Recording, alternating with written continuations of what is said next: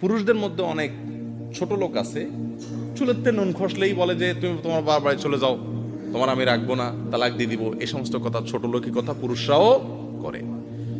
সহিহ মুসলিমে বর্ণিত হয়েছে, রাসূল করিম সাল্লাল্লাহু আলাইহি ওয়াসাল্লাম বলেছেন, ইবলিস শয়তানদের লিডার, সে তার সিংহাসন বসায় পানির উপরে, সমুদ্রে বসাইয়া সে তার চেলাপেলাকে ছেড়ে দেয় পৃথিবীতে, যাও হুকুম করো। তাদের কাজ হলো মানুষকে জাহান্নামে নেওয়া, ভুল কাজ করানো।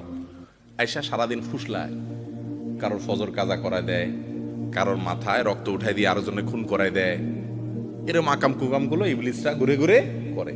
দিন শেষে যখন হিসাব দিতে যায় তাদের নেতার কাছে, নেতা জিজ্ঞেস করে কি করছো, একজন বলে যে নেতা সাহেব, একজন মুসলমান, সে ভালো মানুষ, তার ফুসলে ফাসলে তার দিয়ে চুরি করাইছি আজকে, আরেকজনের কুমন্ত্রণা দিয়া তার দিয়ে কুকাম করাইছি, আরেকজনের দিয়ে জেনা করাইছি। তো ইবলিস বলে যে এমন কিছু করো নাই, যাক তাও করছো, একটা খারাপ কাজ করছো। একটা এসে বলে যে নেতাজি, আমি যাইয়া একটা শান্তির সংসারকে ভাঙা দিছি, স্বামী তার স্ত্রীকে তালাক দিয়ে দিছি, স্ত্রী ডিভোর্স লেটার পাঠাইছি, দাম্পত্য জীবনে ভাঙন ঘটাই দিয়ে আসছি। ইবলিস বলে হ্যাঁ, এই একটা কাজের কাজ করছো।